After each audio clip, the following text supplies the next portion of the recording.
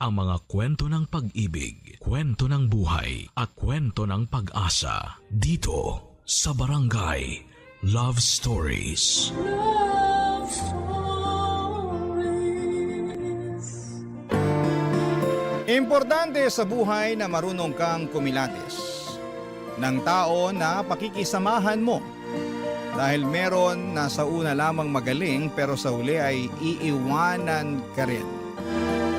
Ikaw, kabarangay, marunong ka bang kumilatis ng tao? Dear Papa Dudut, magandang tanghali sa inyo at sa mga kabarangay natin na avid listener ng Barangay Love Stories. Ako nga pala si Milet, hindi ko tunay na pangalan. 35 anyos na ako sa ngayon. At isang housewife na nakatira dito sa Bulacan. Panatiko na ako ng programa ninyo sa radyo, ang boses ni Papa Dudut, ang kasalo ko. Tuwing tanghalian at wala akong pinapalagpas na episode ninyo sa radyo maano online. Sa katunayan ay nakikinig na rin po kami araw-araw at bigla akong naisip na magpadala ng sulat sa inyong istasyon. Magsisimula ang lahat noong kabataan ko, Papa Dudut. Lumaki ako na binubuhay ng isang single parent. Ang tatay ko na lamang ang kasama namin ang 3 ko pang nakababatang kapatid. Maaga kasing nawala si nanay. Buhay pa naman siya, nanlalaki lang. Kaya nga simula noon ay tinuong ko na lamang sa pag-aaral ang atensyon ko. Mapangarapin din po akong klase ng tao, Papa Dudut.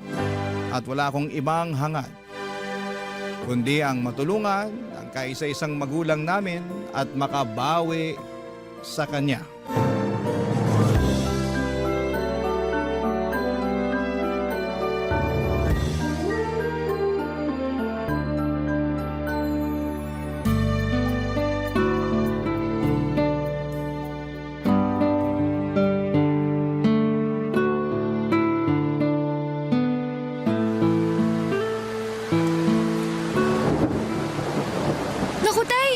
Basang-basa po kayo sa ulan ah. Oo nga eh. Saka ko na lang naalala na wala pala akong dalang payong nung malapit na akong makarating sa pinuntahan ko. Kaya nga nagmadali ako pa uwi pero naabutan pa rin ako ng ulan. Kaya nga po eh. Buti pa, ikukuha ko muna kayo ng tuwalya ah. O sige anak, salamat. Tuwalya. Asan na ba yung tuwalya? Ay, eto, nakita ko na. Samahan ko na rin ng damit. Eto na po ang tuwalya at damit. Magpunas at magpalit na rin kayo, tay. Salamat nak. Pero mamaya na ako magpapalit ng damit. Uupo na muna ako dahil nangangalay na itong mga binti ko. Kalalakad ng mabilis dahil nga uulan na. Kulang na lang, tumakbo ako pero hindi ko naman kaya. Ay, kawawa naman ang tatay ko. Sobra-sobra na yung sakripisyo nyo para sa pamilya natin. Maghapon na kayong nagtitinda tapos naaabutan pa kayo ng ulan. Ay, hayaan mo na. Napaubos ko naman yung paninda natin kakanin bago ako umuwi at abutan ng ulan. Kaya ayos na rin yan. Hindi po ayos yun dahil baka magkasakit kayo. Hindi ako magkakasakit. Malakas yata itong tatay mo. Saka kung pakiramdam ko magkakasakit na ako, uunahan ko na ng pahinga. Huwag ka nga mag-alala sa akin, anak. Kaya ko naman eh. Saka masaya ako na nagsasakripisyo para sa inyong magkakapatid. Hayaan mo, tay. Kapag nakapagtapos ako hinding-hindi ko na po kayo pagtatrabahuhin. Anong ibig mo sabihin? Kasi po, ako na po ang magtatrabaho para sa pamilya natin. Uy, maliliit pa ang mga kapatid mo, Milet. Nag-aaral pa sila. Baka mahirapan ka pag sinolo mo ang pagtatrabaho para sa pamilya natin. Saka hindi pa naman ako ganun katanda. 45 pa lang naman ang tatay mo. Kaya ko pang magtrabaho para tulungan ka. Ang akin lang naman po, baka napapagod na kayo sa pagtatrabaho. Kasi simula nung iniwan tayo ni nanay, kayo na ang tumayong nanay at tatay namin. Oo, totoo na napapagod ako sa trabaho. Pero hindi ako napapagod sa pagiging tatay at nanay sa inyong magkakapatid. Sa katunayan, kayo ng mga kapatid mo ang inspirasyon ko. Kaya ako nagsisikap at nagpapatuloy sa buhay. Oo, malaking kakulangan ang pagkawala ng nanay niyo dahil nawala na rin ako ng katuwang sa pagtataguyod sa inyo. Pero aanhin ko naman ang isang tao na walang ginawang matino at panay pasakit lang sa damdamin ko, di ba? Buti pa, sumama na lang siya sa lalaki niya. Ang mahalaga sa akin, magkakasama tayo. Kaya bilib na bilib po ako sa inyo eh. Ha? Bakit naman? Kasi ang tapang-tapang niyo po. Biruin niyo, kinaya niyo na nga na itaguyod kami tapos kinaya niyo pa na ibigay sa iba si nanay. Siya naman ang may gusto nun dahil hindi siya marunong makontento sa pamilya natin. Saka ilang beses na akong nasaktan sa panluloko niya. Naisip ko na panahon na para palayain ko siya. O edi gumaan-gaan ang damdamin ko nung ginawa ko yon. Para akong nabunutan ng tinik sa lalamunan. Uy, kaya ikaw umilit. Huwag na huwag kang manatili sa isang relasyon kapag kaugali ng nanay mo yung lalaki ha. Pero sana matinong lalaki ang matagpuan mo balang araw. Yung hindi ka sasaktan o lolokohin. Sa halip, mamahalin ka ng tapat at paninindigan ka. Papadudot inspirasyon ko ang tatay ko at ang munti naming pamilya kaya nagsikap akong makapagtapos ng pag-aaral. Hindi nagtagal ay natupad ko yon at agad akong naghanap ng mapapasukang trabaho. Kung ang iba kong kaklase ay mas piniling magpahinga muna ng ilang buwan. Pagkatapos ng graduation ay ibahin niyo po ako. 2 buwan bago ako makapagtapos ay nag-job hunting na ako, Papadudot. Hindi nagtagal ay dinala ako ng aking kapalaran sa Maynila kung saan ay nakapasok ako sa isang pribadong kumpanya. Magkahalong kaba at excitement ang namutawi sa akin ng mga panahong yon. Kaba dahil aminado akong limitado pa lamang ang nalalaman ko sa bagong mundo na pinasok ko. At excitement na matuto.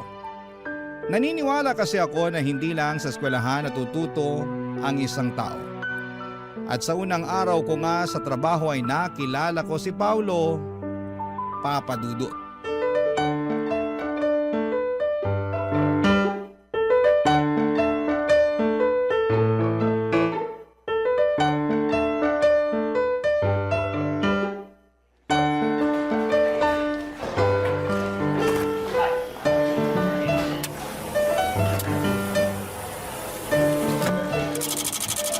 Teka, paano ba paganahin to? Medyo nabobobo ako rito ha. Ay, naku. Teka, kanino ba ako pwedeng magpatulong? Nagmamadali pa naman yung bisor ko na makuha tong mga pinapa-photocopy niya. Hello there, beautiful. What's up? May problema ba? Ako ba yung tinawag mong beautiful? Wala naman ako nakikitang maganda sa paligid bukod sa'yo. Kaya ikaw yung sinasabi ko maganda. Bigla naman akong nahiya. Bakit ka naman mahihiya? Saka huwag kang yumuko. Hindi ko makita yung kagandahan mo eh. By the way, Paolo nga pala. Taga-IT department. Diyan lang sa gilid yung table ko. Kaya nga natanaw kita eh. Kako, mukhang may problema ka. Nice to meet you, Sir Paulo. Naku, Paolo na lang. Huwag na yung sir na yan. Sige. Ikaw, ano bang pangalan mo? Ako si Milet, taga-marketing naman. Bago lang ako rito. Unang araw ko pang hala ngayon eh. At tama ka, dahil namumroblema na ako dito sa photocopy machine na to. Ayun, hindi ko kasi alam kung paano ko to gamitin eh. Sana hindi mo ko husgahan at sabihang taga-ibang planeta ha. Bakit ko naman sasabihin yun eh? Nakakalito naman talagang gamitin yan. Saka unang araw mo pa lang. Normal yun. Makakapag-adjust ka rin. Buti pa, turuan na lang kita kung paano gamitin yan. Okay? Akin na yung ipo-photocopy mo. Ayan. Salamat. Ganito lang gagawin mo. Lagay mo tong papel dito sa feeder. Tapos, check mo muna kung may papel sa tray para sa pagkokopyahan mo. Meron naman. Nilagyan ko na kanina. Okay yan. Tapos, iset up mo na yung size dito sa screen. Yan ang hindi ko alam. Okay lang yan. At least ngayon alam mo na. Oo nga eh. Salamat ah. Wala nga naman. Pagkatapos mong iset up, pwede mo nang pindutin dito para mag-photocopy na. Yan. Wow, ganun lang pala yun. Ang galing ah. Oo, automatic na yan. Di mo na kailangan isa-isahin kasi mas matagal yun. Siguruhin mo lang na walang staple wire yung mga papel mo kasi kakainin yan. Matatagalan ka. Noted. Ayan, tapos na. Grabe, ganun lang pala yun kadali. Salamat talaga ah. Wala yun. Pero tinandaan mo ba yung mga tinuro ko? Oo naman, para sa susunod hindi na ako mahihirapan. Pag nahirapan ka, pwede mo naman akong istorbohin dun sa table ko para magpatulong. Naku, nakakahiya naman sa'yo. Huwag kang mahiya kasi trabaho ko naman yun. Saka, masaya ako na tumulong sa mga magagandang babae na kagaya mo. Naku, binobola mo lang yata ako eh. Uy, hindi ako bolero ha. Nagsasabi lang ako ng totoo. Malapit na palang mag-lunch. May kasabay ka na bang kumain? Wala pa nga eh. Wala pa rin kasi akong kakilala rito. Meron na. Gusto mo, magpakilala ulit ako sa'yo? Hindi na kailangan, kilala na kita, no? O kung ganun, pwede ba kitang yayain mag-lunch? Wala rin kasi akong kasabay eh. Saka kung ayos lang sa'yo, syempre. Ayos lang naman. Yun. Yan, may kasabay na ako. Hintayin na lang kita sa kantin mamaya ha. Sige. Ibigay ko lang tong mga papeles na to sa bisor ko. Papa Dudut, gwapo, matangkad, matangos, ang ilong, maputi at makinis ang balat. Ganyan ko po ilalarawan si Paulo. Para siyang anghel na bumagsak sa lupa dahil tinulungan niya ako noong unang araw ko sa trabaho. Taga-IT department siya samantalang ako ay nasa marketing. Pero hindi siya nagatubili na dayuhin ako upang tulungan kapag may kailangan. Lalo na nga sa computer at office equipment na hindi ko alam gamitin. Bukod sa mga pisikal niyang katangian, palakaibigan din si Paulo. Palangiti rin siya, bagay na kinatuwa ko ng husto sa kanya. Palatawa at makwento. Mas matanda sa akin si Paulo ng 6 na taon. 28 years old na siya at ako naman ay 22 years old. Pero pakiramdam ko ay magkaedad lamang kami dahil sa husay niyang makisama, Papa Dudut. Barangay Love Stories. Barangay Love Stories. Papa Dudut, naging regular employee ako sa paglipas ng 6 na buwan. Kaya naman masaya ako. Unti-unti ay naka-adapt ako sa buhay sa opisina. Hindi na ako yung dating tatanga-tangang empleyado sa unang araw ng trabaho. Marami na rin akong nakilala at naging kaibigan, lalo na sa department na kinabibilangan ko. Pero kung may higit akong dapat pasalamatan, yun ay walang iba kundi si Paulo. Simula kasi noong unang araw ko hanggang sa maregular na ako ay nasa tabi ko lamang siya. Sumusuporta at nagpapagaan ng buhay ko sa opisina. Naging mabuting kaibigan at katrabaho ko rin siya, Papa Dudut. Hindi nagtagal ay lumalim ang pagkakaibigan namin hanggang sa nagtapat siya ng nararamdaman niya sa akin. Pumayag akong ligawan niya. Pero nakarating sa akin ang usap-usapan na may pagkababaero daw si Paulo. Noong una ay hindi ko yon pinansin hanggang sa unti-unti ko nang napatunayan na totoo ang mga sinasabi nila.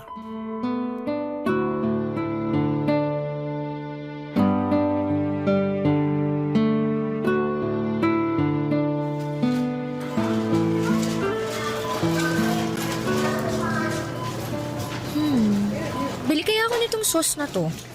Sabi ni tatay, masarap daw to kasi napanood niya sa TV. Sige, bilhin ko na nga. Tapos ano pa nga bang kulang?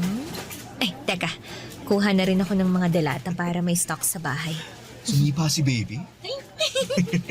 Sige nga, pahawak nga nun dyan mo, ma. Ayan o, dali. Ano? Nararamdaman mo ba? Oo nga, sumipa nga. Hello, baby. Excited na si daddy na lumabas ka. Ako rin. Paulo? Milet? Sino yung babaeng yan, mahal? Katrabaho ko lang, mahal. Hi, Milet. Nag-grocery ka rin pala rito? Oo. Pero ngayon pa lang naman. Narinig ko kasi na mura raw ang mga paninda rito kaya sinubukan ko. Oo, totoo naman. Lagi nga kami dito ni Krista eh. Hindi mo ba ako ipapakilala sa katrabaho mo, mahal? Oo, syempre, ipapakilala kita. Nga pala, Milet, si Krista. Fiancé ni Paolo. Nice to meet you, Milet. Nice to meet you rin.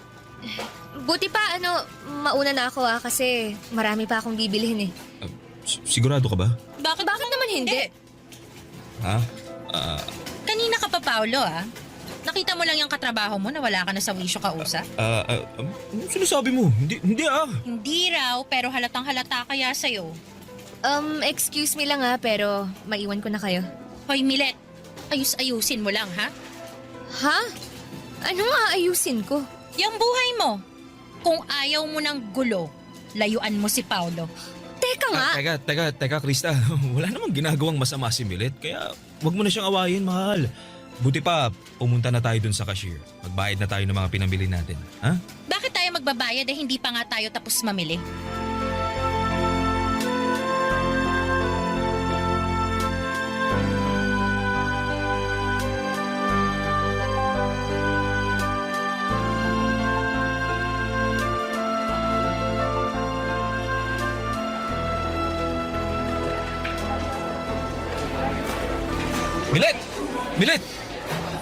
Milet, sandali lang. Bakit ba? Anong bakit ba? Kanina pa kita tinatawag pero dire-diretso ka lang sa paglalakad. Nagmamadali ako eh. Ano bang kailangan mo? Tungkol dun sa nangyari kagabi. Yung nakita ko lang naman kayo na masayang nag-grocery ng fiancé mong si Krista. May fiancé ka na pala pero gusto mo pa akong ligawan? Uy, ka naman maingay. At bakit hindi? Takot ka bang marinig ng mga tao rito sa opisina natin kung gaano ka kababaero at sinungaling? Para sa kaalaman mo matagal ko nang naririnig na babaero ka, pero hindi ako naniwala ron. And guess what? Mukhang tadhana nang gumawa ng paraan para malaman ko ang totoo. Pasensya ka na kung nagsinungaling ako sa'yo. Wala nang magagawa yung pasensya mo kasi nangyari na. Grabe ka, Paolo. Buntis na yung fiancé mo pero nakuha mo pang lokohin. Ano bang pumasok dyan sa kukote mo? Bakit mo nagawa yun sa kanya? Baka hindi mo lang maintindihan pag kinuwento ko eh. Komplikado kasi yung relasyon namin ni Krista. Alam mo, hindi ko na rin naman gustong alamin dahil wala na akong pakialam. Kaya wag mo na ako ulit lalapitan. Kasi naiinis ako sa'yo. Ayoko pa naman sa tao yung sinungaling at manluloko. Diyan ka na nga!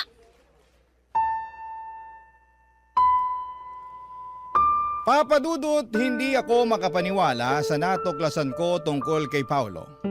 At kahit na nga humingi na siya ng pasensya sa akin ay wala na ring magagawa yon. Dahil nasaktan ako ng husto. Nagugustuhan ko pa naman siya noon at nagbabalak ng sagutin pero buti na lamang at nalaman ko ang katotohanan bago pa man mangyari ang bagay na yon. Simula noon ay iniwasan ko na si Paolo lalo na pag nagkikita kami sa opisina. Hanggat maaari ay ayoko siyang tignan sa mga mata. Naiilang kasi ako at nasasaktan. Oo, hindi naman naging kami pero nagsinungaling pa rin siya sa akin. Kaya nga malaki rin ang panghihinayang ko sa aming pagkakaibigan na sinayang lamang ng pagiging maharot niya. Mabilis na lumipas ang isang buwan at akala ko ay hindi ko kayang mag-move on kay Paolo. Lalo at magkatrabaho kami. Pero nakakausad naman ako. Kaya lang bigla na naman niya ulit akong ginulo. Papa Dudut.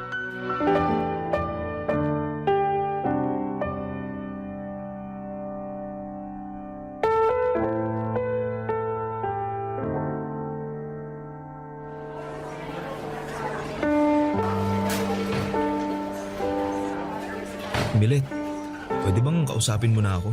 Kinakausap naman kita. Oo nga, pero tungkol lang sa trabaho. Ano pa bang pag-uusapan natin bukod sa trabaho? Wala naman na, di ba? Meron kasing... Kasi Ano? Kasi... hiwalay na kami ni Krista. Ano? Matagal ko na talaga siyang gustong hiwalayan pero...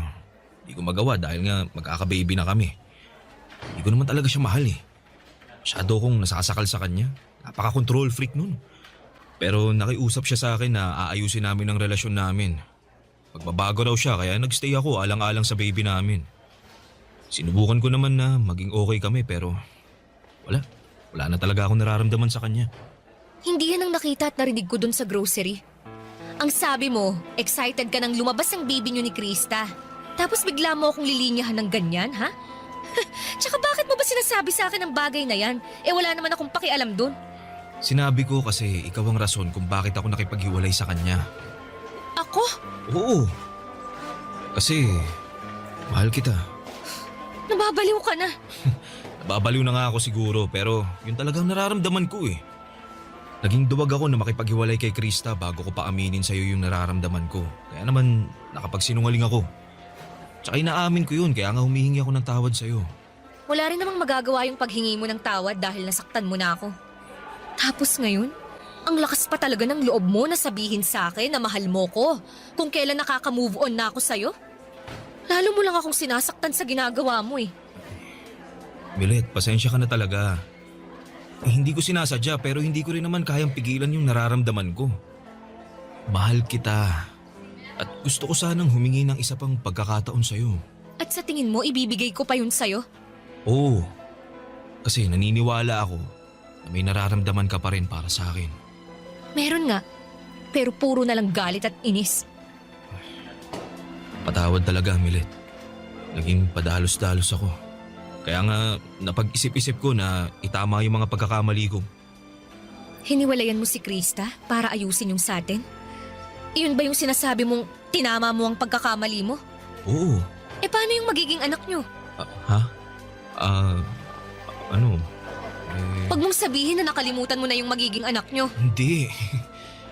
Pero nag-usap na kami ni Krista na pananagutan ko pa rin yung bata.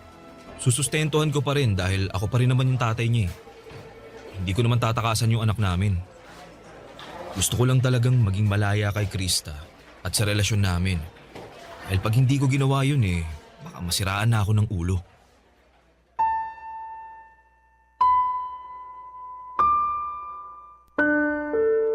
Papa Dudut, tawagin niyo na akong tanga, bobo, lukaret at uto-uto. Pero wala na akong pakialam pa. Kahit na anong gawin kong pagmamatigas ng puso, ay naapektuhan pa rin ako sa hiwalayan ni Paulo at Krista. Kaya hindi ko na napigilan na i-comfort siya. Doon ko napatunayan na may pakialam pa rin ako kay Paulo. At hindi pa rin pala nawala ang pagmamahal ko sa kanya. Mahal ko pa rin siya kahit na nagsinungaling siya sa akin. At dahil sa mga nangyari sa kanila ng ex niya ay naging malapit muli kami sa isa't isa. Hindi ko na pinakinggan ang mga sinasabi ng ibang tao. Basta, ang focus ko ng mga panahong yon ay si Paulo. Wala na rin namang masama sa pagiging close namin dahil single naman kaming pareho. Hindi nga nagtagal ay niligawan ako ni Paulo at nagpaligaw naman ako. Barangay Love Stories. Barangay Love Stories. Papa Dudut, naging masugid si Paulo sa panliligaw sa akin kaya nga hindi ko na pinatagal yon. Dahil makalipas ang isang buwan ay sinagot ko na siya. Sobrang saya namin lalo na ako dahil siya ang first boyfriend ko. Ewan. Ang lakas ng karisma ni Paulo at kahit na nung iwas ko ay hindi ko siya mahindian at malayuan. Naisip ko na baka sign na rin yon ng universe na magka-boyfriend na ako dahil masyado akong focus sa pag-aaral nung estudyante pa lamang ako. Up to the point na kinalimutan ko nang lumandi. Kaya nga pinagbigyan ko na ang sarili ko na maging masaya sa relasyon namin ni Paulo. Lalo na at pinakita at pinaramdam niya sa akin kung gaano niya ako kamahal. Ang isang bagay lang na hindi ko gusto ay yung ilang beses niya akong pinilit na may mangyari sa amin. Lalo na at natatakot pa akong mabuntis at hindi pa ako handa. Hanggang sa napapayag rin niya ako dahil sa matatamis niyang salita at pagsasabi na kahit na anong mangyari ay pananagutan niya ako.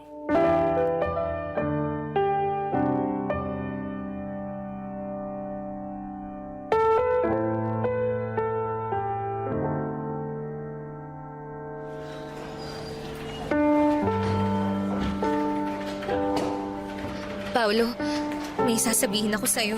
Ano ba yun? Ito mo, dami-dami kong tinatapos na trabaho eh. Dalihan mo na, istorbo ka. Sobra ka naman, break time naman ah. Masyado ka naman yatang masipag. Bulag ka ba o ano? Ang dami kong ginagawa oh. Kung hindi ko pa babawasan yan, siguradong matatambakan ako. Tapos sumabay ka pa talaga. Ano ba problema mo? Sabihin mo na yung sasabihin mo para matapos na. Paolo, buntis ako. Ano?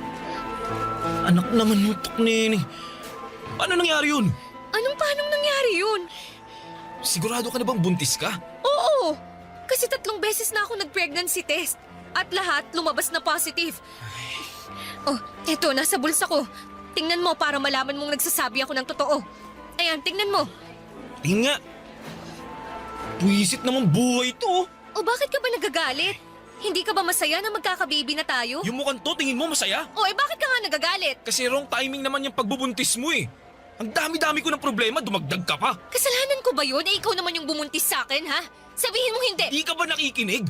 Ang dami-dami ko ng problema, gusto mo isa-isahin ko pa sa'yo? Tingin mo, paano ko susuportahan yung 2 bata? Sige nga. Hirap na nga ako dun kay Krista dahil napaka-demanding tapos dumagdag ka pa talaga. Sobra ka naman sa akin. Hindi ko rin naman to ginusto.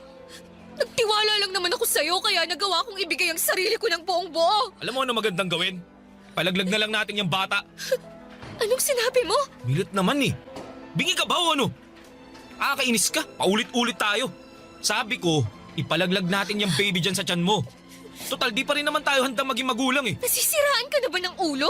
Basta, hindi ko pa nahanagutan yung nasa sinapupunan mo. Ayoko sa batang yan. At kung ipipilit mo pa rin sa akin, mabuti pa maghiwalay na lang tayo. Sige, mamili ka. Ako o yung pinagbubuntis mo.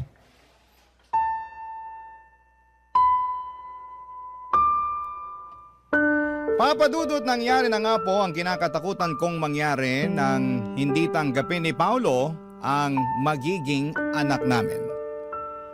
Para po akong binuhusan ng malamig na tubig na may isang katutak na yelo kaya nagising ako bigla sa katotohanan. Na nagsinungaling na naman sa akin ang nobyo ko. At ngayon ay pakiramdam ko ay malaki ang natalo sa akin dahil nga sa nabuntis niya ako. Litong-lito ako ng mga panahong yon lalo na at nagsimula nang lumayo ang loob sa akin ni Paolo. Tinakot niya pa ako na makikipaghiwalay sa akin kapag hindi ko pinalaglag ang baby namin. Pero mas takot ako sa karma kaya hindi ko ginawa ang bagay na yon. Hindi nagtagal ay sinabi ko sa tatay ko ang katotohanan at pareho kaming umiyak dahil sa mga nangyari sa akin. Pinayuhan niya akong ipabarangay si Paolo para ireklamo. Pero bago yon ay may nangyari sa opisina na hindi ko makakalimutan.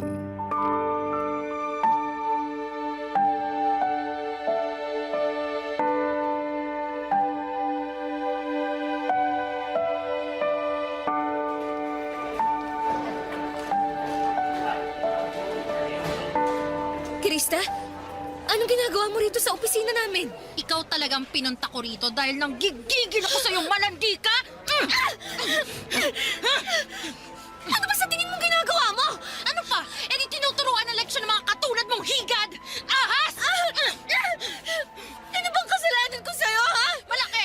Dahil inagaw mo lang naman sa akin si Paolo! Wala akong inaagaw sa'yo. Hiwalay na kayo ni Paolo, di ba? Oo! At dahil yun sa'yo, nung nalaman ko yun, wala akong ibang naisip kundi ang saktan ka! At wala akong paki kung mapatay pa kita!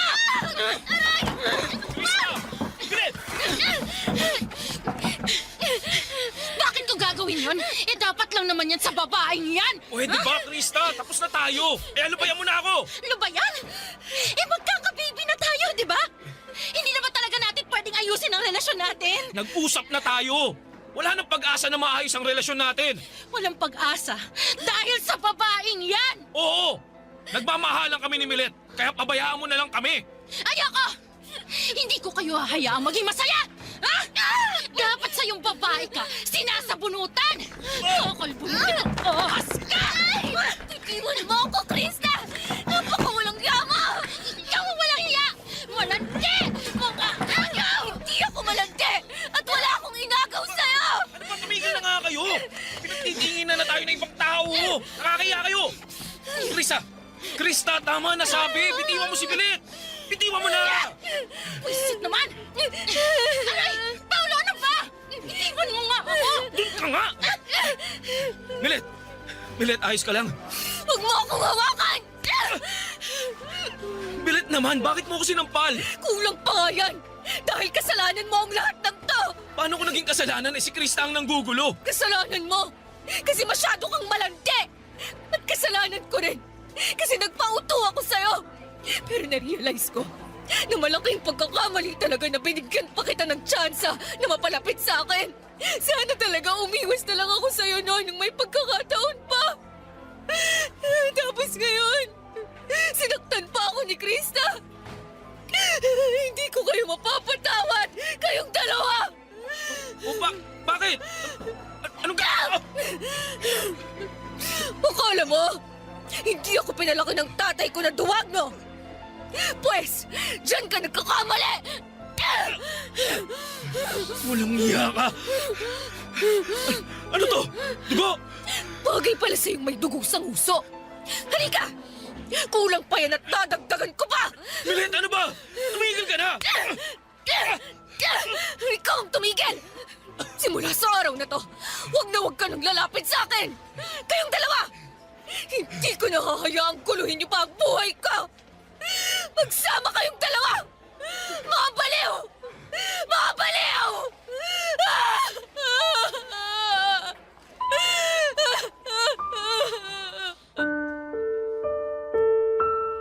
Papa Dudut, hindi ko na nagawang paguntugin ang ulo ni na Paolo at Krista dahil may mga dumating ng security guard para umawat sa amin. Agad na dinala sa ospital ang dalawa para matahi ang mga nguso nila. Ewan, sana talagang tinuluyan ko nang paputukin pati ang mga ulo nila.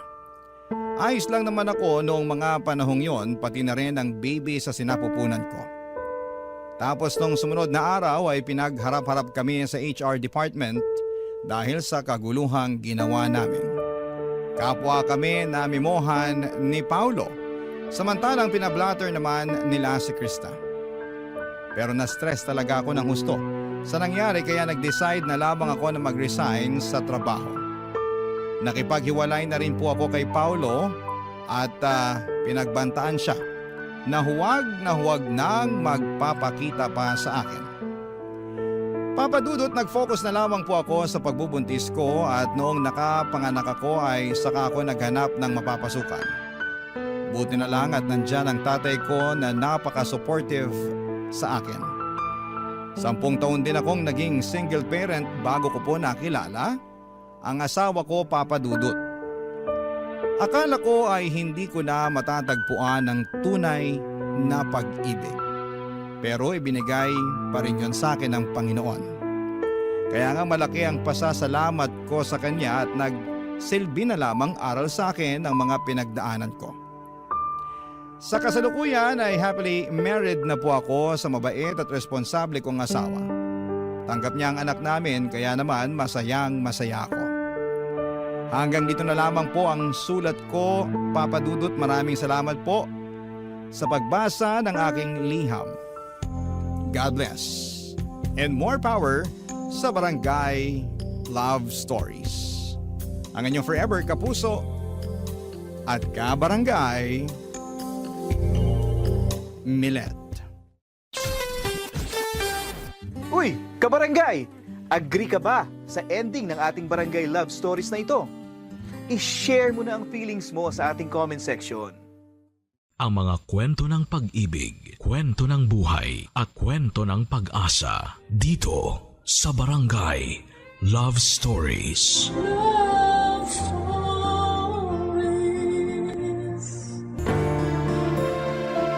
Importante ang pagkakaunawaan sa isang tahanan upang magkasundo-sundo ang bawat miyembro ng ating pamilya. Sapagkat wala namang magandang maidudulot ang pagiging mapagmataas. Ikaw, kabarangay, maunawain ka bang klase ng tao? Dear Papa Dudut, karamihan sa atin ay takot sa katapusan dahil ayaw nating magsimula muli. Ngunit minsan, ang bagong simula ay nangangahulugan na mas pinili mong magpatuloy sa buhay at iwan ang kasawian at kalugmukan na dala ng kahapon. Pwede rin upang makawala sa mga bagay na palagi mo nang ginagawa. May ahalin tulad ito sa pagsikat ng araw kinabukasan pagkatapos nitong lumubog tuwing gabi. Ang bagong simula ay may hatid na pag-asa para sa akin dahil ganon ko tingnan ang buhay.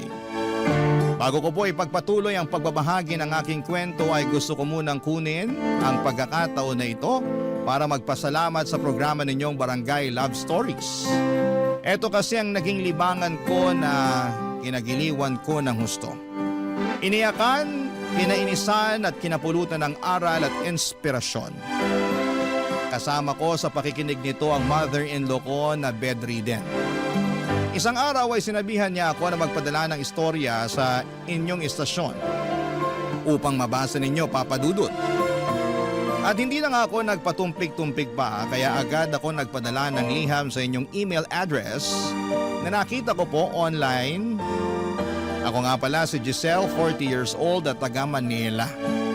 Maaga akong naulila sa mga magulang noong pareho silang namatay sa isang aksidente. Bali lolo at lola ko na lamang po sa mother side ang nagpalaki sa akin. Taga Baguio City kami at doon din ako pinanganak at nakapagtapos ng pag-aaral. Mabait naman ng lolo at lola ko. Ibinigay nila sa akin ang pagmamahal ng isang magulang. Kaya naman masasabi ko na hindi rin ako lumaking nakukulangan sa pagkalinga. Bagaman wala rin akong kapatid ay nandyan naman ang mga pinsan ko na tinuring akong parabang tunay nilang kapatid. Kaso noong nagsilakihan na kami ay nagkahiwa-hiwalay na rin kami ng landas. Ang iba sa kanila ay nagtrabaho sa Maynila, Cebu at Davao at meron din nag-abroad at sa kasalukuyan ay doon na naninirahan. Pagkatapos mamatay ng lolo at lola ko ay nag-decide akong lumipat na sa Maynila matapos akong makahanap ng permanenteng trabaho dito. At doon na rin dumating sa buhay ko si Wendell, Papa Dudut.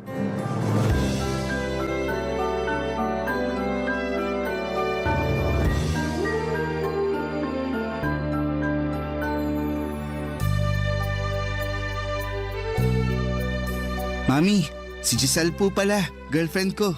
Nice to meet you po, tita. Nice to meet you, Giselle. Sa wakas pinakilala ka na rin sa akin ng anak ko. Opo. Kailan nga ba ulit naging kayo? Bale, last week lang po talaga ako sinagot ni At Giselle. niligawan mo siya ng 1 taon, tama? Opo, Mi. Bakit naman umabot ng ganong katagal, Giselle? Hindi mo pa ba mahal ang anak ko noong mga panahon na yon? Hindi naman po. Hindi po kasi priority ni Giselle ang pagbo-boyfriend that time, pero mapilit po ako. Gusto ko po kasi talaga siya, kaya sinabi ko sa kanya na patutunayan ko yun. Ah, oo. Iba ka nga pala pag nagkagusto. Talagang gagawin mo ang lahat para makuha lang to. Opo, tsaka seryoso po ako kay Giselle. Mabuti naman naramdaman mong seryoso sa'yo ang anak ko. Ganun na nga po. Kaya nga po nung nanligaw siya pumayag ako. Doon ko mas nakita na seryoso sa akin si Wendell tapos unti-unti nahulog na ako sa kanya. Pero inabot pa rin ng halos 1 taon ng panliligaw sa akin ng anak ninyo. Bakit? Hirap ka bang pagkatiwalaan ng anak ko kahit na nahulog ka na sa kanya? At nalaman mo na rin na seryoso siya sa'yo? Siguro po kasi hindi pa naman ako nagkaka-boyfriend. Kumbaga, wala pa akong karanasan. Pero ngayon na-realize ko na nung sagutin ko si Wendell, yun yung pinakamaganda at tamang desisyon na ginawa ko sa buhay ko. Iba po kasing magmahal at mag-alaga ang anak ninyo. Siyempre, pinalaki ko sa pagmamahal ang anak kong yan. Nag-iisang lalaki rin sa magkakapatid, kaya kabilin-bilinan ko na pag magkaka-girlfriend o asawa na siya, tratuhin niya ng maayos, katulad ng pagtrato niya sa akin at sa mga kapatid niyang babae. Kaya naman po pala lumaking mabuting tao si Wendell kasi mabuting tao din po ang mami niya. Naku, sinabi mo pa, babe. Ang mami ko yung pinaka-the best mami sa lahat. Kaya nga mahal na mahal ko siya eh. Halata nga. Nambola ka pa talagang bata ka. Ilang beses ko po bang dapat sabihin na di na ako bata? Kaka-30 ko nga lang po, di ba? Baka mamaya isipin ni Giselle masyado akong mamas boy. Ano naman kung maging mama's boy ka? Magiging problema ba yon, Giselle? Wala naman po kasi nanay naman niya kayo. Huwag kang mag-alala. Ganito lang naman talaga ako sa mga anak ko, pero hindi naman ako katulad ng ibang mga nanay dyan na sobra kong makialam sa buhay ng mga anak nila. Yung kulang na lang diktahan ko ang buhay ng mga anak ko at sabihin sa kanila kung ano ang dapat nilang gawin sa isang sitwasyon o pagkakataon. Hindi ako ganong klase ng nanay. Kahit yung namayapa kong mister, hindi rin ganon sa mga anak namin. Tinuruan namin sila na rumispeto sa aming mag-asawa at sa ibang tao, pero hindi namin pinakikialaman ang mga desisyon nila sa buhay. Lalo na nung tumungtong na sila sa legal age. Siyempre, liban na lang kung makakasama yun sa kanila. Diyan na kami makikialam para sumuway at magpaalala. Nakakatuwa at nakakabilib po kung paano niyo pinalaki ang anak ninyo. Kaya mahal na mahal namin sina Mami at Daddy. Sayang lang kasi iniwan na kami ni Daddy. Sana nakilala mo rin siya. Siguradong matutuwa ka at matatawa kasi Kengko yun. Kahit na kinatatakutan sa lugar namin dahil dating nagtatrabaho sa military.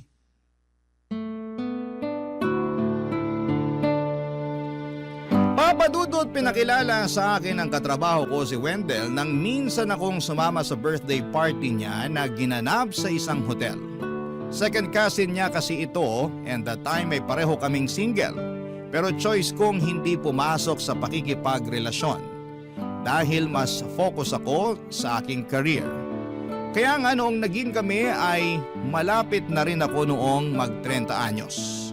Kung ilalarawan ko si Wendell ay marami akong masasabing mabubuti at magagandang bagay sa kanya.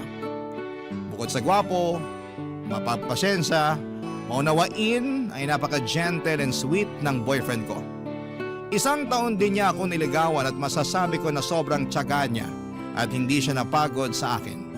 Doon ko napatunayan kung gaano siya kaseryoso sa intensyon niya sa akin at pagmamahal. Hindi po nagtagal ay pinakilala niya ako sa mami niya. Hindi kasama ang mami ni Wendell sa naturang birthday party kung saan kami nagkakilala dahil nasa out of town trip sila ng kanyang asawa. Kung ilalarawan ko ito ay masasabi ko na may pagka-istrikta at matapang ang boses nito. Pero mabait din naman. Pinaramdam niya sa akin. Nasuportado niya ang relasyon namin ni Wendell kaya naging panatag na ako sa kanya. Noong napuntis ako ay tumira muna kami sa bahay nila pansamantala kaya doon ko lalong nakilala ang nanay ng kasintahan ko.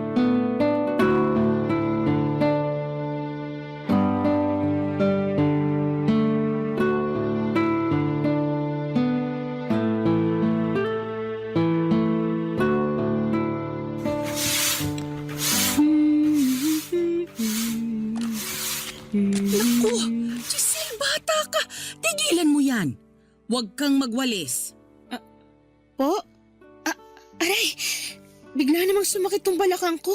Ayan na nga bang sinasabi ko. Kayuyuko mo dyan kawawalis mo kaya sumasakit yung balakang mo.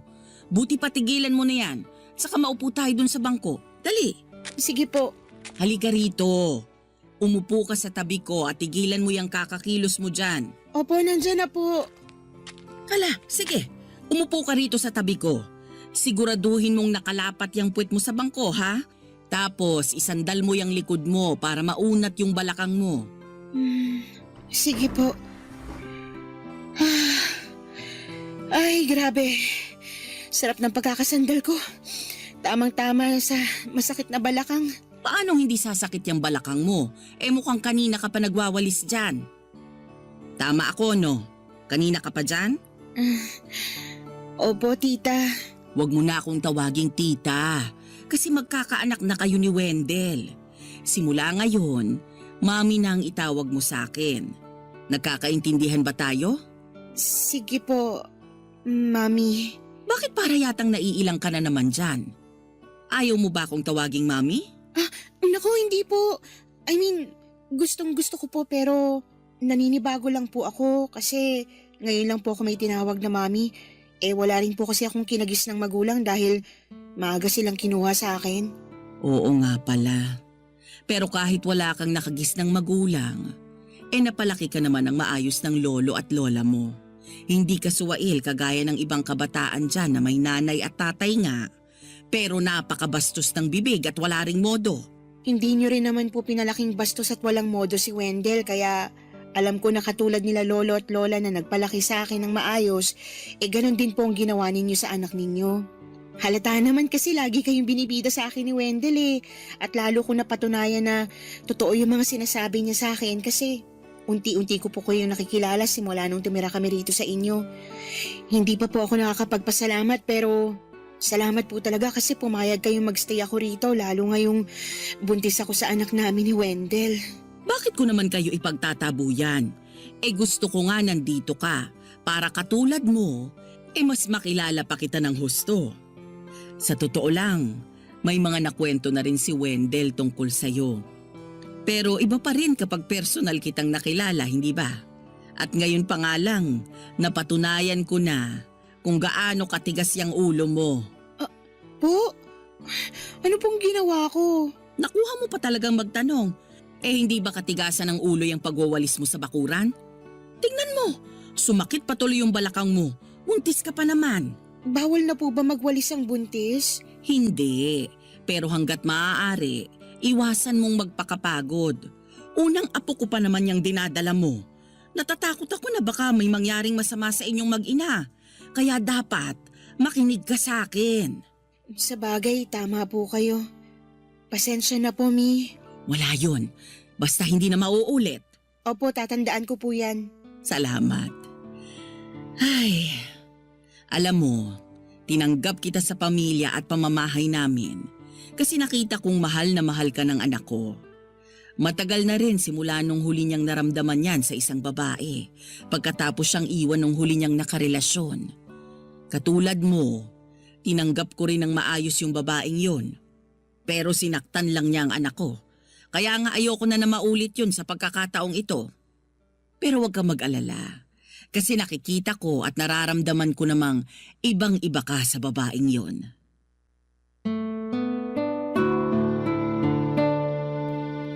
Papa Dudut, hindi ko minasama nung pinagsabihan ako ng nanay ni Wendell tungkol sa pagwawalis ko habang nagbubuntis ako. Kasi alam ko na iniisip lamang niya ang kapakanan namin ng anak ko. Unang apo rin kasi niya ang dinadala ko, kaya gano'n na lamang siya ka-protective. Bukod doon ay may pinag-usapan pa kami tungkol sa plano niyang pag-alis ko sa aking pinagtatrabahuhan. Hindi ako na-offend o nag-isip ng masama noong sinabi niya yon sa akin dahil mabuti naman ang kanyang intensyon.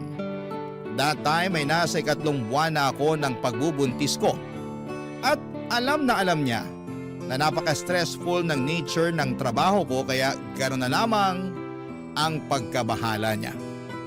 Kaya naman kinausap ko si Wendell tungkol sa suhestyon ng mami niya. Bagay na agad niyang sinang-ayunan. Sinabi niya sa akin na siya na ang bahala sa amin na magiging anak namin kaya hindi na ako nagdalawang isip na umalis sa pinagtatrabahuhan ko. Sa totoo lang ay gusto ko na rin talagang bumuo ng pamilya na mga panahong yon. At malakas ang paniniwala ko na sinadya ng Diyos na makilala ko si Wendell at mapatunayan niya sa akin sa kanyang sarili. Alam ko na nasa mabuting at tamang tao na ako, Papa Dudut, ng mga panahong yon. Barangay Love Stories. Barangay Love Stories. Papa Dudut, bago naging kami ni Wendell, ay may nauna na siyang nakarelasyong babae at naka-live-in for 2 years. Siguro 3 taon na rin silang hiwalay bago kami nagkakilala. Wala naman silang naging anak at si Wendell ang nakipaghiwalay dito matapos nitong mag-cheat. Kaya gano'n na lamang ka-protective ang nanay niya sa kanya dahil nakita nito kung paano nasaktan ng husto ang kanyang anak. Base naman sa pagkukwento ng kanyang mami ay pinakisamahan nito ng maayos ang ex-girlfriend ni Wendell kaya hindi ito makapaniwala noong nagawa pa rin itong lokohin at saktan ang kanyang anak. Kahit ako na magulang ay magiging mapanuri at maingat na rin sa mga susunod na makakarelasyon ng anak ko dahil ayoko na ulit mangyari ang bagay na yon. Doon ko mas naintindihan kung bakit ganon siya ka-strikta nung unang beses niya akong makilala. Kung bakit matanong siya noon ay naninigurado lamang siya bilang magulang. Kaya nga noong nakilala ko na siya ng husto ay mas gumaan at pumanatag na ang kalooban ko sa kanya. Hindi nagtagal ay pinanganak ko na ang panganay namin ni Wendell at ang mami niya ang nag-alaga sa akin simula pa lamang noong nasa ospital ako hanggang sa makauwi sa bahay nila. Kahit na wala akong nanay, ramdam ko na anak rin ang turing niya sa akin. Bigla ko tuloy na-miss ang alaga ng lola ko na namayapa na ng mga panahong yon. 2 taon din na inalagaan ng mami ni Wendell ang baby namin bago po kami nag-decide ng kinakasama ko na bumukod na. Suportado naman kami ng nanay niya pero hindi maikakailan na malungkot ito nang nangyari ang pag-alis namin. Hindi nagtagal ay nagpakasal kami ni Wendell sa huwes upang opisyal nang maging mag-asawa, Papa Dudut.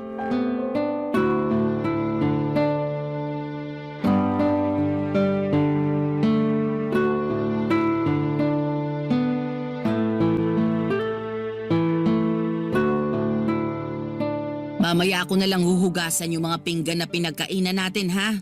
Magpapahinga muna ako kasi kakakain lang natin. Naku, Mi, wag na po. Ako na po maghuhugas ng mga pinagkainan natin. Anong ikaw? Ako na. Pero mamaya ng konti. Baka kasi sumakit ang tiyan ko pag tumayo ako agad. Medyo na parami yung kain ko. Ngayon lang naman.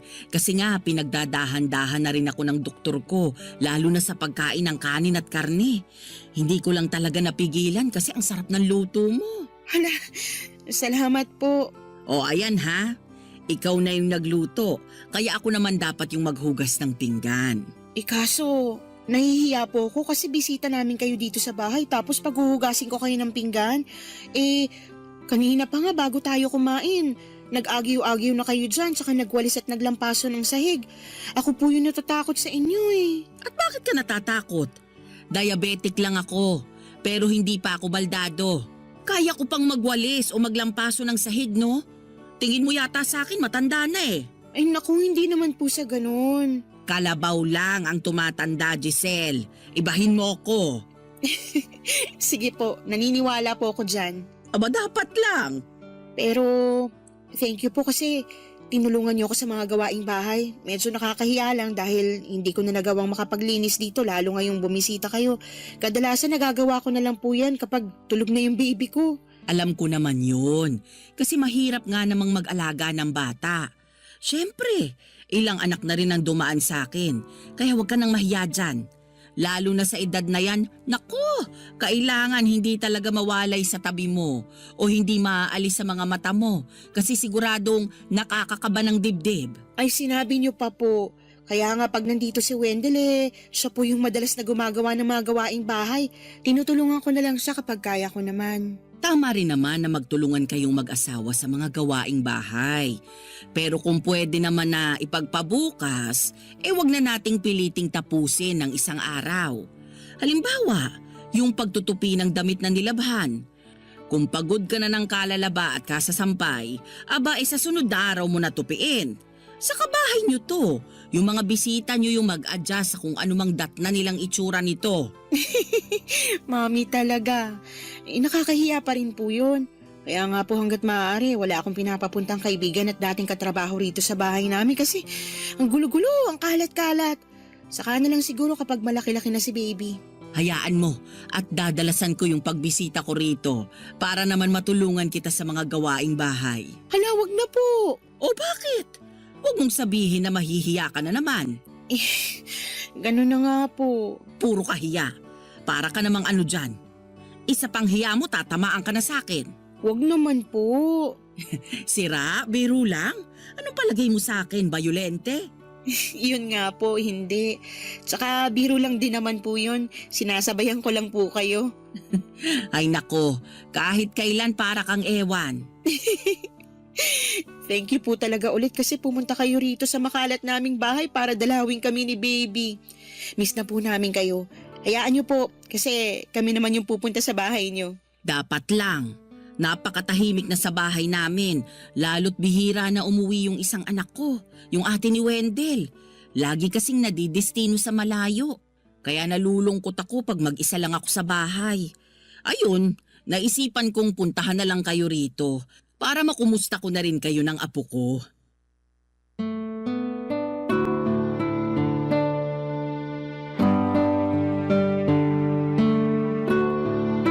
Papadudod, sobrang thankful ako sa pagkakaroon ng mabuti at maalalahaning mother-in-law. Lagi kasi siyang present sa buhay ng apo niya at tinutulungan niya rin kami kahit na hindi na kami nakatira sa kanila. Sobrang na-appreciate ko ang pagbisita niya sa akin para maglinis ng bahay namin at ipagluto ako dahil alam nga niya ang hirap ng isang ina. Bilang ganti ay tinuring ko siya na para ko ng tunay na nanay. Mahal na mahal ko ang mother-in-law ko at alam ko na ganon din ang turing niya sa amin. Kaya nga masaya ako kapag bumibisita siya sa amin at excited akong makita siya pag kami naman ang nasa bahay nila. Marami na yung tinuro na aral at diskarte sa buhay bilang nanay sa akin ang mother-in-law ko. Kaya labis din ang pasasalamat ko sa kanya. Sa loob ng 9 na taong pagbubukod namin, ay di nawalay ang biyenan ko sa kanyang apo. Kaya nga sobrang close sila ng aking anak. Marami siyang tinuro rito katulad ng paggalang sa mga magulang, pagrespeto, paggamit ng po at opo, at pagkakaroon ng consent. Minsan napapatanong pa rin ako sa Diyos kung ano ang ginawa ko sa nakaraang buhay ko upang biyayaan niya ng mabait at mabuting mother-in-law at pamilya.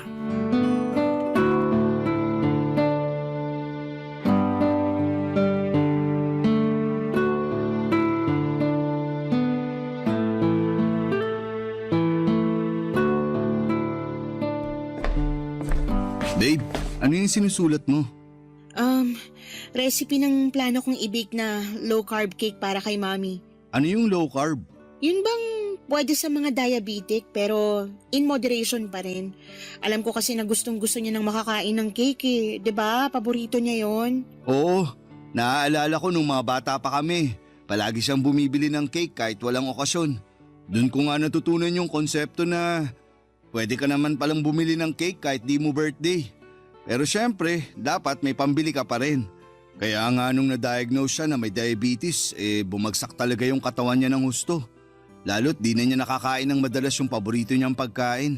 Kaya nga gagawa ako pero hindi ko rin naman dadamihan yung paggamit ng artificial sugar para safe pa rin sa kanya.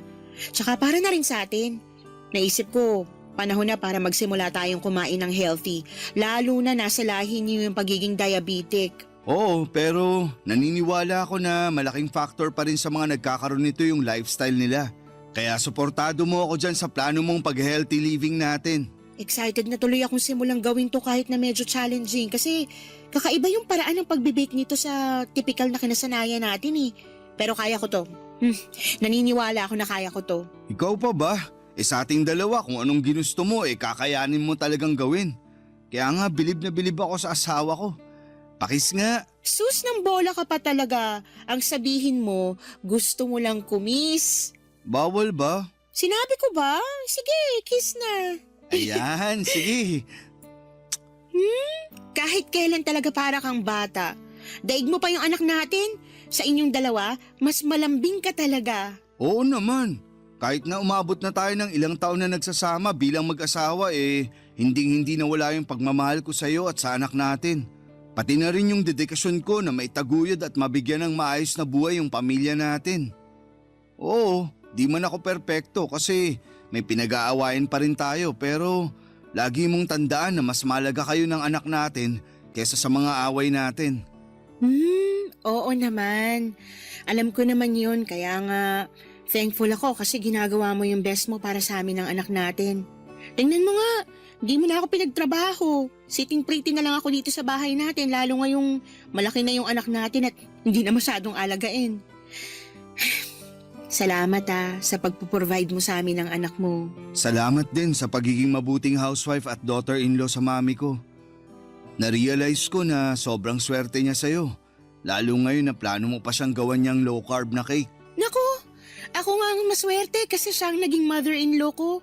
Sa dami ba naman ng mga horror stories tungkol sa mga biyenan super blessed talaga ako kasi napakabait at napakamaalalahanin ng mami mo. Kaya nga mahal na mahal ko siya na para bang tunay ko ng nanay. Ang totoo, dahil sa kanya, naramdaman ko ulit na magkaroon ng magulang. Simula kasi nung mamatay sina lolo at lola kinain ako ng matinding kalungkutan at takot na rin na hindi ko alam kung saan nanggagaling. Kaya siguro mas tinatagan kong loob ko at sinabi ko sa sarili ko na kakayanin kong mabuhay na mag-isa. Kaya rin matagal bago kita sinagot sa panliligaw mo. Pero ngayon na may mabuting asawa na ako sa katauhan mo at may mabait na mother-in-law, na-realize ko na pamilya at makakasama pala yung kailangan ko.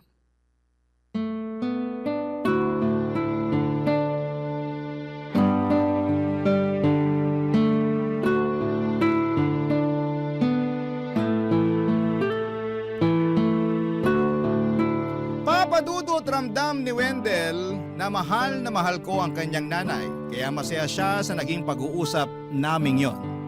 At masaya rin ako dahil maligaya ang aking asawa.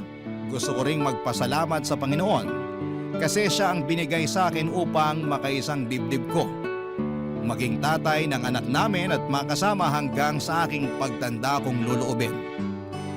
Marami-rami na rin kaming pinagdaanan ni Wendell. Hindi naman sa lahat ng pagkakataon ay maayos ang aming pagsasama. Sa totoo lang ay meron ding mga sandali na umiiyak ako at napapagod sa pakikisama sa kanya. Kaya nagsumbong agad ako sa mami niya. Sinabi ko po ang lahat ng saloobin ko rito at masaya ako dahil nauunawaan niya ang pinanggagalingan ko bilang kapwa babae at nanay. Nang malaman ng mami niya ang gusot sa aming pagsasama ay agad siya nitong kinausap at pinagalitan. Marami raw siyang napagtanto lalo na sa kahalagahan ng pamilya kaya pinangako niya na mas priority niya kami ng aming anak.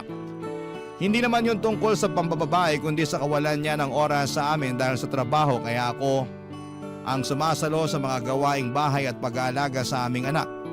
Simula noon ay malaki na ang naging pagbabago ng mister ko. Natutuhan niyang magbalanse sa trabaho at sa pamilya. Kaya naman sobra-sobra ang pasasalamat ko sa nanay niya na nagsisilbi naming gabay bilang mag-asawa. Kaso, neto lamang bagong taon ng 2025 ay may nangyari sa pinakamamahal kong mother-in-law. Bagay na labis naming kinagulat ng husto. Papa Dudut. Barangay Love Stories. Barangay Love Stories. Papadudot na stroke ang mother-in-law ko nitong January 2025 lamang. Isang linggo matapos magbagong taon ay sobrang nagulat at hindi pa rin ako makapaniwala sa mga nangyari. Dahil malakas pa siya at magkakasama pa kaming nag-celebrate ng New Year. Noong na-ospital ang mami ni Wendell ay ako ang sumama at nagbantay sa kanya. Akala namin ay okay na kasi at ang sabi niya ay mild stroke lang naman daw ang nangyari at wala na rin siya sa kritikal na kondisyon. Pero noong araw na bago siya ma-discharge sa ospital ay na-stroke ulit siya. Dahilan para tuluyan nang maparalisa ang ibabang bahagi ng kanyang katawan. Natakot talaga kami ng husto kasi akala namin ay kukunin na ng kamatayan sa amin ng mother-in-law ko. Tandang-tanda ko pa na nag-iyakan na kami noon kasi akala namin ay hindi na siya makaka-recover pa. Pero salamat sa Diyos dahil hindi naman nangyari ang kinakatakutan namin yon pero nananatiling wala pa rin katiyakan kung magiging maayos at mabuti ba ang kondisyon ng mami ng asawa ko.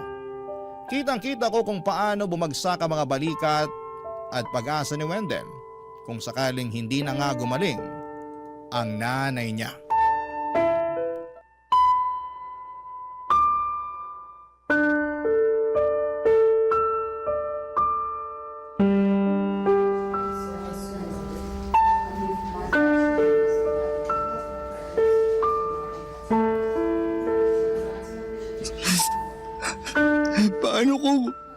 Paano kung hindi na makarecover si Mami? Paano kung kunin na talaga siya sa atin ng Diyos? Parang hindi ko matatanggap yun, babe. Naniniwala ako na hindi pa bibitiw si Mommy, babe. Di ba, nung binisita natin siya kanina lang bago tayo pumunta rito sa chapel, gising na siya. At nakikipaglaro na sa anak natin kahit paano. Oo, hindi niya maigalaw yung mga binti niya, pero nagagalaw pa naman niya yung mga kamay niya. At kahit na nanghihina, pinipilit pa rin niyang magsalita. Ayun na nga. Mas lalo lang ako nasasaktan kasi nagkakagano na si Mami. Hindi ko talaga matanggap na sa dinami-rami ng tao sa mundo, lalo na yung mga masasama, sa kanya pa nangyari yun. Bakit siya pa yung na-stroke, di ba? Tridor kasi talaga yung sakit na yan. At may edad na rin naman si Mommy. Pero kagaya nga nung sinabi ko, hindi pa siya bibitaw kasi ayaw pa nun na iwan tayo. Gusto niya pang makita na gumraduate sa high school at makapag-college ang anak natin, di ba? Oo. Lagi niya sinasabi na gusto niyang pumasok sa Air Force yung anak natin. Kasi pangarap yun ng tatay namin bago siya napasok sa Army.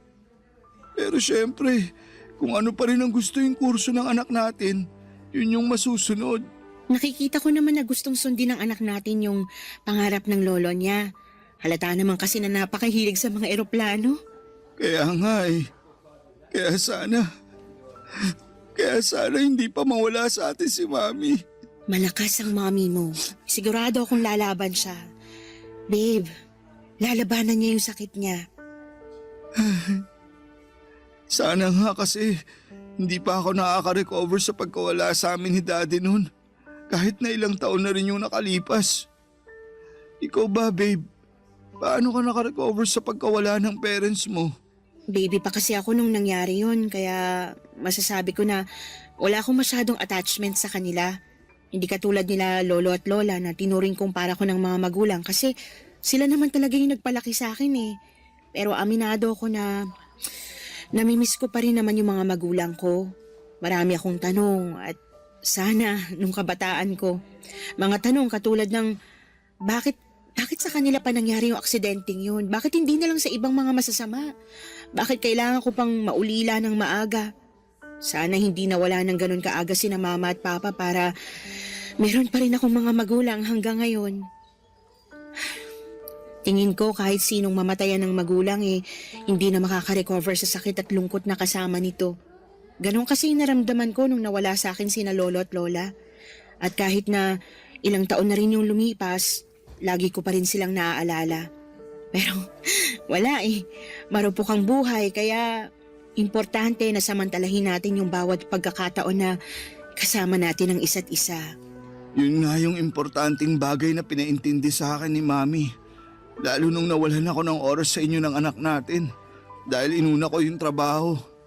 Alam ko naman na hindi masama yung ginawa ko pero di ko pa rin nabalanse.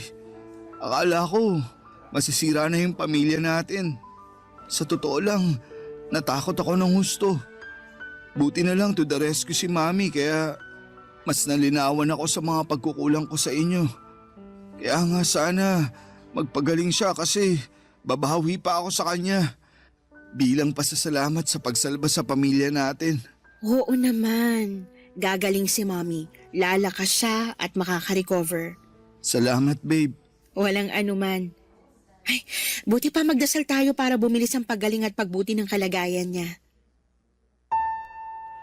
Papadudot, hindi nagtagal ay sinabi ko kay Wendell na willing akong mag-move on sa bahay or mag-move in sa bahay ng mami niya upang matutukan ang pag-aalaga rito sakaling makalabas na. Hindi yun inaasahan ng mister ko pero alam ko na noong mga panahong sinabi ko kay Wendell ang gusto kong gawin namin para sa nanay niya ay handa akong tanggapin ang responsibilidad na maaatang sa aking balikat. Lalo na kami na lamang talaga ang pwedeng gumawa noon dahil ang ibang kapatid ni Wendell ay nagtatrabaho na sa malayo. Kaya nga noong napagkasunduan na naming lilipat kami sa bahay ng mother-in-law ko upang masamahan siya at maalagaan, pag-uwi niya doon ay sinimulan na namin ang paghahakot ng aming gamit.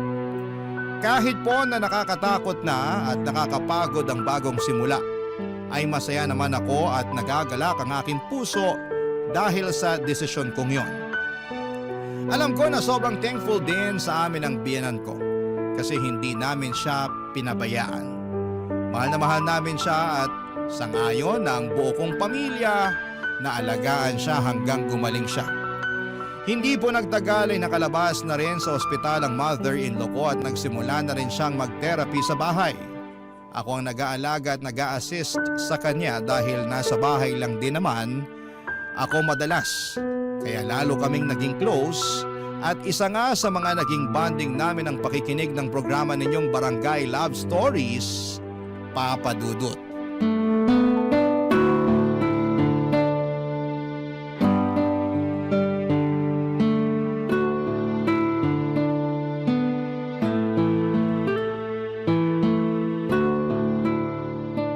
Grabe naman yung ginawa ng babaeng yun sa biyenan niya.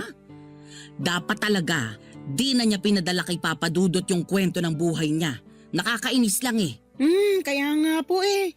Alam ko naman po na medyo pakailamera yung biyena niya, pero mali pa rin yung sagot-sagutin niya ng ganun. Tawag doon, respeto pa rin. Kasi mas matanda pa rin naman sa kanya yung tao. Pero minsan, marami rin talagang mga biyenan na akala mo alam nila ang lahat sa mundong ibabaw. Katulad na lang nung biyenan niyang letter sender na pinakinggan nating kwento sa radyo. Kaya ayun, nasagot-sagot tuloy siya ng manugang niya. Pero mali pa rin talaga. Tingin ko po pareho silang may mali kasi hindi nila piniling magpakumbaba sa isa't isa. Oo, yun nga yung eksaktong tawag doon. Dapat naman kasi, kahit matanda ka na at ikaw yung biyenan, nakikinig ka pa rin sa manugang mo. Kung ikaw naman yung manugang at mas bata pa, matuto ka pa rin respetuhin yung biyenan mo. Nanay pa rin yan ng asawa mo, no? Oh, kalma na po kayo, Mi. Baka ma-high blood na po kayo niyan. Bawal po yun. Ay, hindi naman ako high blood ha. Inis lang akong kaunti, pero hindi naman yung aabot doon. Ay nako, alam ko na kung kanino ako inis. Di lang dun sa letter sender, kundi pati na rin sa biyenan niya. Ang sarap nilang pag-untugin pareho. Grabe naman po yung pag-untugin. Oo, kasi ibabang bahagi lang naman ng katawan ko yung paralisado. Pero ayos naman itong mga braso at kamay ko. Kakasabi ko lang na kumalma po kayo, diba? Kalmado nga ako, Giselle. O sige, wag na lang po natin pag-usapan yung napakinggan natin sa radyo kasi problema na nila yon. Tayo maayos naman po yung turingan natin sa isa't isa, diba? Ay oo naman. Ang totoo, hindi pa ako nagpapasalamat sa'yo kasi pumayag kang lumipat dito sa bahay ko para tumira at alagaan ako. Doon pa lang sa ginawa mong yun, napakalaking bagay na. Bakit ko naman po di gagawin yun? Nanay kayo ni Wendell, lola kayo ng anak namin at para ko na rin kayong tunay na ina. Tsaka, mahal na mahal po namin kayo. Ayos lang ba talaga sa'yo na lumipat dito sa bahay para alagaan ako? Minsan kasi, hindi ako madaling alagaan, di ba? May pagkapasaway din kahit matanda na. Totoo naman po yung sa pagiging pasaway ninyo. Ay, grabe ka sa akin ha? Pero hindi naman po ako nagrereklamo kasi lahat naman tayo tatanda. May kasabihan nga na ang matatanda parang bumabalik sa pagkabata nila. Ganon, kaya naiintindihan ko kayo. Tsaka, wala rin namang patutunguhan kung maiinis ako sa inyo. Nagpunta nga po ako rito para alagaan kayo, 'di ba? Lalo na pag therapy nyo at monitoring ng gamot na kailangan nyong inumin. Oo, kasi kung ako lang. Nako, hindi ko maaalala yung mga oras ng pag-inom ko ng gamot. Kaya maraming salamat talaga kasi nandyan ka. Pati na rin si Wendell, saka yung apo ko na palagi akong nililibang sa mga kwento niya pag pumapasok siya sa eskwelahan. Speaking of apo nyo, nabanggit na po ba niya na gusto niyang magpiloto ng Air Force? Talaga? Hindi pa. Naku, nasabi ko pala. Pero umakto na lang po kayo na hindi nyo alam Alam ko naman na bata pa siya at po pwede pang magbago ang pangarap niya pero naniniwala ako na kung ano yung ginustong maging ng anak ko, tuto pa rin po niya talaga. Tsaka pangarap din ng namayapa niyang lolo na maging piloto. Matutuwa yun pag nagkataon, panigurado na magiging proud siya sa apo niya. Tanging hiling ko lang, maabutan ko pa na maging ganap na piloto ang apo ko. Oo naman po. Naniniwala ako na bibigyan pa kayo ng Diyos ng mahabang buhay kasi yun ang gabi-gabi naming pinagdarasal ng pamilya ko. Papa Dudut, sobrang naging emosyonal kami ni Mami sa pag-uusap naming yon. Lalo na nandun pa rin yung takot na baka anumang sandali ay agawin na siya ng kamatayan sa amin. Pero malakas pa rin ang pag-asa at paniniwala namin na pagagalingin siya ng Panginoong Diyos. Na makakasama pa namin siya ng mahabang panahon at aktwal niya pang makikita ang katuparan ng pangarap ng anak namin. Sa totoo lang ay wala na kaming ibang mahihiling kundi ang kaligtasan ng pamilya namin at tuluyang paggaling ng mother-in-law ko. Mahal na mahal ko ang biyenan ko at nakahanda akong samahan siya, alagaan at asikasuhin sa abot ng aking makakaya. At ni minsan ay hindi ako nagsisisi at napapagod na gawin ang bagay na yon sa kanya. Kaya nga muli ay gusto kong magpasalamat sa inyong programa sakaling mapili po ninyong i-area ang storya ng buhay namin. Gusto ko na rin pong kunin ang pagkakataon na ito upang magpasalamat sa napakabait at napakabuti kong mother-in-law. Hanggang dito na lamang po ang sulat ko, Papa Dudut. Sana po'y kinapulutan po ito ng aral at inspirasyon ng mga kabarangay natin. God bless po sa Barangay Love Stories and more power sa inyong istasyon. Ang inyong forever, kapuso at kabarangay, Giselle. Kwentuhan naman tayo dito sa comment section.